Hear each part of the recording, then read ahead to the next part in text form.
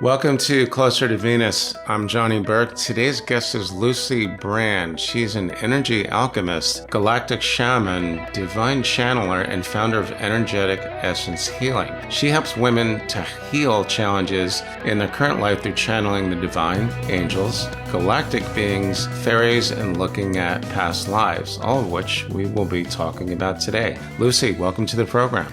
Thank you so much for having me. I'm so excited to be here, Johnny. Excellent. Your journey into the metaphysical world covers many areas. How did you get started on this path? I think it's always been there. It's always been within me, which might sound really corny, but I've just always known that I've been different and always been able to see things or sense things or hear things that other people couldn't from a very young age. And so I guess to me, it's normal, like that experience. It was only as I started to get older that I realized other people don't hear voices or see things in the same way that I do. You may have been reading my mind just a little bit there, because what I was going to say is it's very common for intuitives to be able to see and hear things that other people could not. And it almost always happens at a younger age. Yeah. 3, 4, 5 years old. So definitely. When I was very young, I think I was 4 or 5, I had an imaginary friend and my mum would have to set a place at the dinner table for them and plug them into the car with the seatbelt and stuff. They were very real to me. Even with seatbelts? Yeah, they'd have to get in the car with us. And yeah, my parents never shamed me. They went along with it all. But now, back then, I know that, yeah, I was seeing things. I did sense things. I remember I was probably about 3 when an angel visited me and gave me kind of my book of life of what I wanted to do, should I choose to do it. There was just lots of things that I could kind of pick if I wanted to do. And it was such a beautiful experience. I think just from a very young age, these things were very normal to me. Now, you mentioned the Book of Life. Could that be the same thing as the Akashic Records, or is it something different? Yeah, it could be. I personally don't know a lot about the Akashic Records. What I have found in my personal experience is that sometimes a lot of people like to put labels on things as humans, and my labels don't necessarily match up to someone else's labels because it's my experience of something. So in that way, it could have been the Akashic Records, but my understanding was it was only this lifetime we were looking at, not all lifetimes. And my understanding of the records is it's across all lifetimes and all energetic footprints. I've heard the same thing, but the Book of Life seems to be related, could be the soul blueprint. Was that an angel or a spirit guide, or are those terms sometimes interchangeable? I think those terms are interchangeable. But I think this was definitely an angel to me because they were very bright white. And I've had experiences. Even a few years ago, I was at a meetup for women entrepreneurs, and a lady was speaking and I was listening. It was about 10 in the morning. And all of a sudden, Archangel Michael and Archangel Raphael appeared behind me. I was like, you've got to be kidding me. Angel bumps on my skin, my hair. It was like I was on electric. And I was like, not now. Like, I'm trying to listen to this lady speak. And they were just, I was just like, this is so inappropriate. And they were so impressive with their wings. I could feel them, but I could see them as well. But obviously it was a packed room, but they were in there and they just delivered the message at the time that it was now time for me to start speaking about my experiences, because I kind of have been in a bit of the closet with them because some of them have been quite wild. Can you tell those guys to come visit me sometimes so I say a little prayer? Please help me in this episode uncover the love and the light, and please make me look cool. Hopefully they don't get angry with me. But seriously, though, I think a lot of us, when we used to go to church when we were younger, those are the experiences that we wanted. But after a while, I started to think, okay, so where are the angels? Where are they? I think a lot of people felt the same way. So during these experiences, did any of your friends or cohorts witness the same thing, or was it just your personal experience? No, just my personal experience. I have had really powerful healing sessions with other healers, but that would tend to be more past life. And they would maybe see the past life that I'm seeing that's my own. I would say that those experiences are just reserved for me, which I think is really beautiful. But anyone could have those experiences. I feel everyone's intuitive. It's about opening yourself up. I think this might be true. Well, it resonates with me. Is talk to angels or spirit guides or whatever you choose to believe in, source, divine, but not just when things are bad, because even if things are good, they can help elevate them to something better. That's why I always just set like an intention for the equivalent or something better for the highest good of all involved. Because my human consciousness is so small compared to that of the divine or source or even angels, that if I offer it up, my human consciousness might not even be able to conceive of the amazingness that's possible.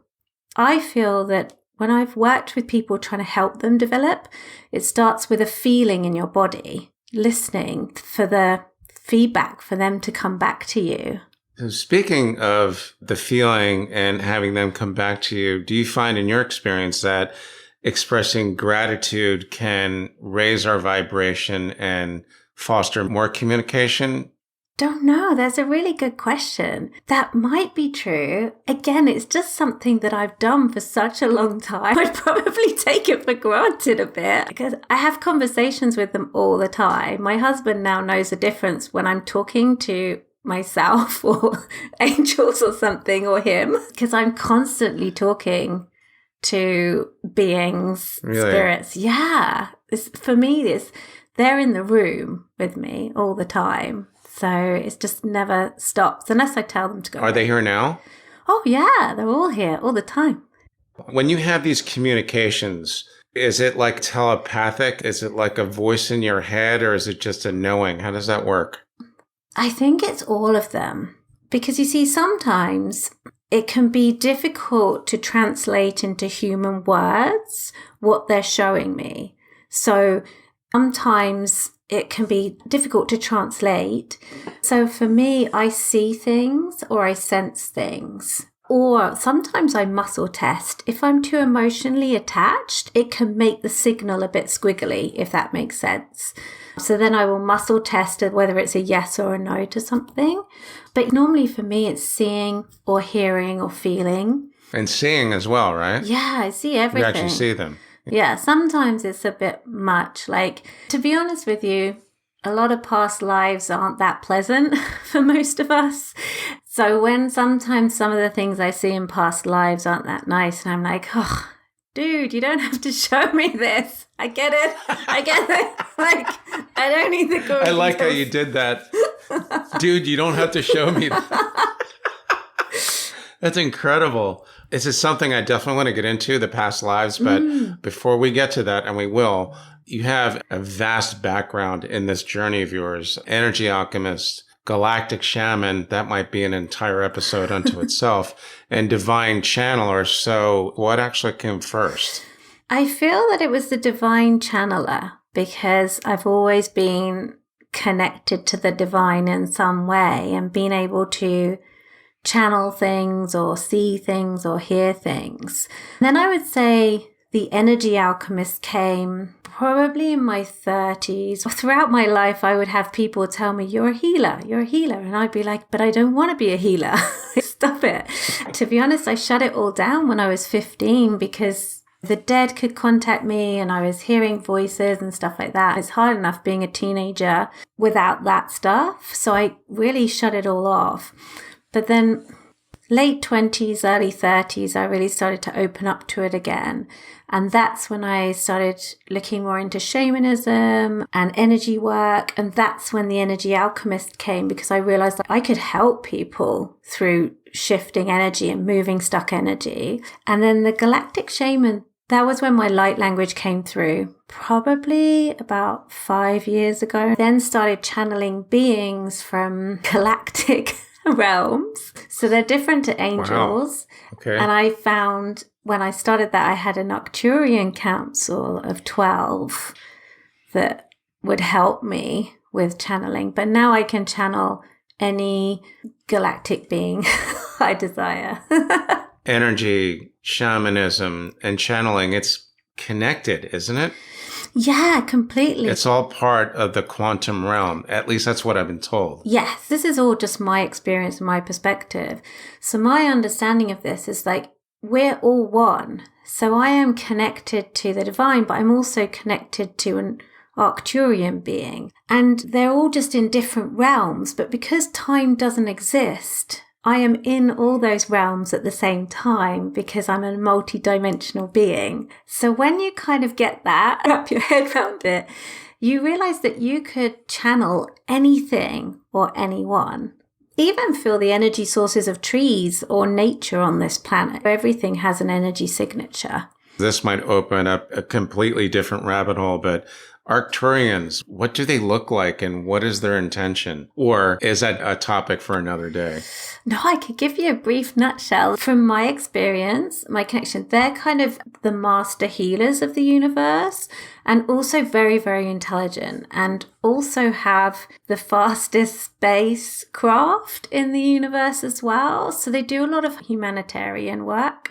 And I have seen that as well. I've seen some wild stuff that I've done, but I've had to close a portal in someone's lounge where some galactic refugees that looked like giant toads were coming through into the lounge. So I had to close. I know, this is like 11 o'clock on a Tuesday morning. So I had to close that portal. In a lounge? Yeah, someone's lounge. It was just a house, like a living room. The thing is, when you start opening up to stuff like this, and she'd started to open up the channels, but she wasn't protecting her energy and protecting her home. And that's the biggest thing, is you've got to protect yourself and create kind of barriers, really, like protections around yourself when you start doing this work. But she couldn't see stuff. She could just sense it. So she knew something was going on in her lounge, but she couldn't see it. So I came over and I was like, oh yeah, I can see it. You could see it. Yeah, what's going on? What you just said about protections, I wanted to ask you this anyway. With your talents, being able to speak to the dead and other beings for that matter, is there any reason why you didn't just become a medium, or is that something you wanted to avoid? That doesn't float my boat. So my experience of, let's call them spirits. So my understanding is you pass over and then some people go to the light and I don't know, there's this other world there or this other realm, which is love and light. But then there's some people that kind of get stuck in the middle. And I've helped some of those people go to the light because everyone goes to the light. There is no hell. But the people that tend to get stuck in the middle, some people call them ghosts. My experience, they tend to be a bit angry or have got a bit of a vengeance or something like that because they don't know they're dead because they haven't wanted to die or something happened. There was a freak accident or something like that. If we talk about energies, right? When you channel energies, you're still kind of on some level embodying that energy. You're still taking it into, as a healer, a channeler, you're still taking that into your system, into your nervous system. With people that kind of died in that way, it tends to be heavy energy. There tends to be a lot of sorrow, sadness, anger, and those denser, heavier emotions. I, knowing from a very young age, was that would take its toll on you. Whereas what I channel is the lighter frequencies like light language, galactic beings, angels, and their frequencies are a lot higher than, say, these other frequencies. I've heard that quite a bit. Unfortunately, when people die in a certain manner, let's say even a suicide, they might be stuck in that in-between world. Hopefully, I think I heard you say everyone eventually goes to the light. There is no hell. There is no eternal damnation. Yeah, and it really is easy. Sometimes they're just lost. I'm like, there's the light, go on, off you go. My experience of the other side, there is only love and light. And that's really what is here for us on planet Earth, but it's our humanness that can get in the way of that because everyone has free will on this planet. people can choose to behave in a way that might not be appropriate. We will have to dive into that on another episode, another show, but definitely some great stuff there. I think it's good for people, including myself, to hear that. You also come from a long line of witches. I believe it's on your dad's side. Yeah. How did you find out about that? Interestingly, I always kind of knew. So it only passes down the female line. It doesn't pass down the male line in my particular lineage. And my grandma would read tea leaves, and she would get together with her sisters and they would read tea leaves. They left school at like 12 or 14 and they would fall asleep and speak in tongues. They would see the dead. They would predict the future as well. They predicted some pretty big things that happened in my family through reading tea leaves and things like that. But my grandma, she didn't really want to be a part of it, even though she had these gifts. So she never really taught me how to use them or control them. And that's why it was quite scary as a teenager having these gifts and not really knowing what to do with them or how to work with them. You mentioned something about protecting yourself. Every medium or intuitive, anybody that channels anything really stresses you have to do almost like a protection spell to only allow the light come in. And there are apparently some beings that are not so nice, which we don't talk about them too much at any time. So it was one of the first things I learned when I was studying shamanism, and it was a game changer for me as an empath. So as soon as I started putting, I call them protection bubbles up around me, I wasn't taking on other people's emotions or their projections onto me. As a highly sensitive empath, that was a game changer anyway for me to live my life. But then just taking that and using that, because it's the same if you're speaking to people in the spirit world as well. So I'd highly recommend it if you're going to work, or like anything in your human life, putting a protection bubble around you. We're going to have to get those explicit instructions by the end of the show. That's great advice. Now for the past lives. How did you get involved with that? How did you learn about past lives? You obviously work with them, with your clients, right? Yeah, definitely. Again, it's one of those things that I just knew. I've just always known that this isn't the only reality. I think it really ramped up a year after I got married. I had a vision, a really strong one, of me and my husband in Victorian England time, but we were both men. And I was married to someone else and he was married to someone else. And it was so strong. It was so visual. We were in this gentleman's club. It was the only place that we could be together. Being gay was illegal in England at that time. And then after that, they just came through very thick and fast, because I know and I feel my husband and I have had a lot of previous lifetimes together, but this is actually the first one we could actually be together, because the other ones we couldn't because of class systems. That one in ancient Egypt, we couldn't because I was kind of a noble lady, if you like, and he was a servant. Then we had another one in the States, in the US, where he was the woman in that one and I was the man, and I lost him in childbirth. Then with other healers, if I'm being worked on, then my past lives come up all the time. I've had some really funny ones.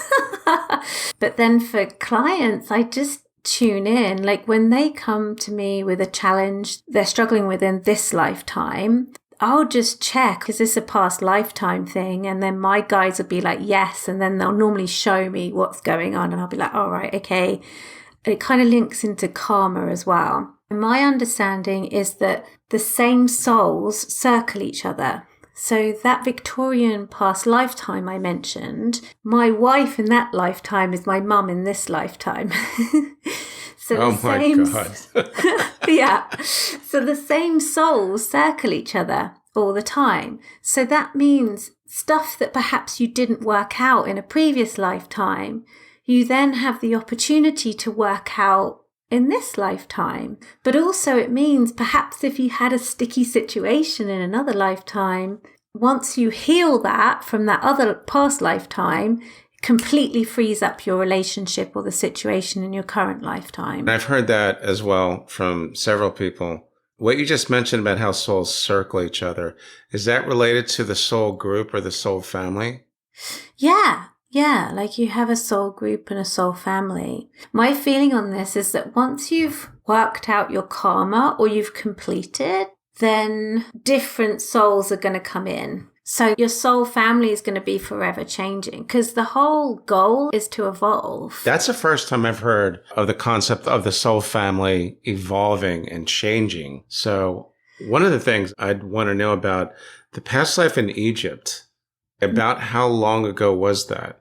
Oh, I don't know. Like, it was a long time ago. I've had two, actually. I had one where I was a horrible kind of religious man who was very high up with a pharaoh of some kind. It was that time, pyramids being built and stuff, and I was not a nice person in that one. I had to do a lot of healing on that, sort of forgiveness. The one with my husband, that was a bit more modern. I would have probably said, I don't know, like white robes and I'm wearing gold, maybe 16th century. That could be 1,000 years ago, but do you get the idea that maybe some of these lives were before recorded history? I did have one that I know of that was a bit difficult to decipher because I think it was before Mayan times. There was some kind of channel. I was a human, almost like goddess-like channel to other realms. You might have heard of the Atlanteans. That was in South America. I remember finding it really difficult to describe because the stuff I was seeing and sensing, it wasn't from this world, but I was on planet Earth. But that was before records began, or current records kind of thing. Very interesting. One last thing I wanted to ask you about the Egyptian lifetime, the earlier one. We see Egyptian art from thousands and thousands of years ago illustrating these half human, half animal beings. Was that superstition or worship? To the best of your knowledge, did those beings actually exist? Yeah, I would say they did. They did exist. Really? They would be like an interpretation. For me, the Arcturians exist. That council exists. So I could create art of that. And that's true. And I think it's the same with that. Did you actually see these beings, or do you remember it, or did you sense it? No, I didn't see them then. The Mayan one or the ancient Egypt one? Ancient Egypt. Yeah, I didn't see them then. That wasn't my time there. They were kind of already there. So in other words, that probably happened thousands, maybe 20,000 years ago or something of that nature. Yeah. Many people that have been on the shows apparently recall lives from Atlantis or even Lemuria, which is supposed to be even older. So when you work with your clients, past life memories just come up. And you communicate with your guides, and you can tell if their issue is related to a past life. You can see that pretty easily. Yeah, like they'll just show me. And normally it's because the challenge that my client has, it's normally because they've got karma with someone else. So they'll show me the past life with that person in and what's happened. And then usually I'll say, this is what's going on. They'll be like, how did you know that? Like, I'll get stuff about this lifetime and I'll ask them a question and they'll be like, how do you know that? Because it's all connected. It's all connected, especially if you're in the same soul family. Now, regarding the spirit guides, it seems there's like an intersection of sorts between angels and spirit guides and then our higher selves, which I could never really quite figure out. Are they the same thing? What would be the best explanation of that for the layman? My understanding is that you have source, the divine, you have angels, then you have galactic beings. Then you kind of have like fairies and nature spirits. That's why I was laughing because they've just turned up now, not wanting to be left out.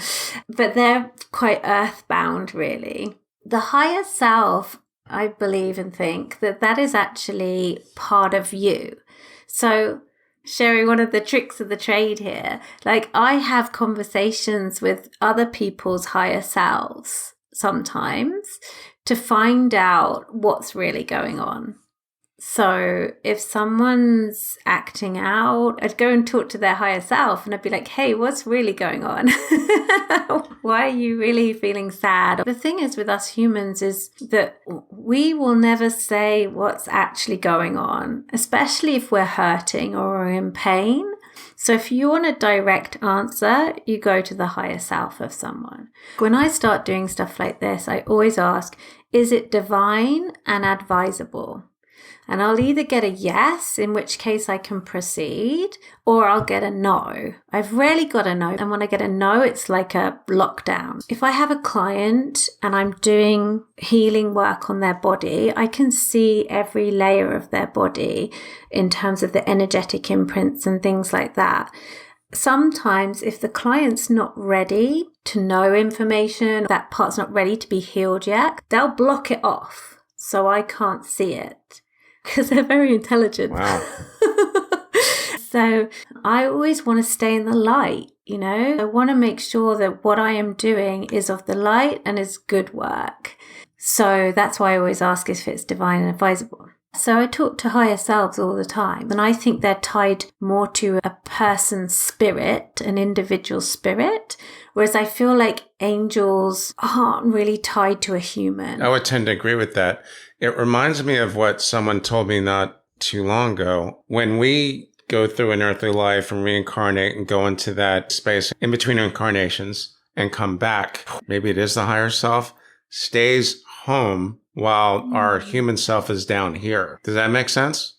Yeah, that does make sense. But I think it's one of those things where it's all within you. What you're saying about the information is given to you only if it's helpful in that situation. If they're not ready for it, you're not going to hear about it, right? Yeah, definitely. Because I don't want to know either. I have to be responsible on my end. So, and sometimes I'll do a little muscle test under my desk and be like, is this client ready to know this stuff? And it might come back a yes or it might come back a no. So then I decide what I share. That's another reason why I stayed away from, I can do mediumship and I have done it with some clients because I feel like it's helped for them to hear from a loved one on the other side. But at the same time, when you do that, you become like a lighthouse and they all come. And it's just like, no. That's awesome. Get in the queue. Get in the queue. I'm glad that you brought that up. One of my sister's friends was sitting for a medium, and this was after our mom had passed. I believe my sister's friend's name is Stephanie. The medium was giving her a reading, and all of a sudden, the medium stops and she said, "Who's Nancy?"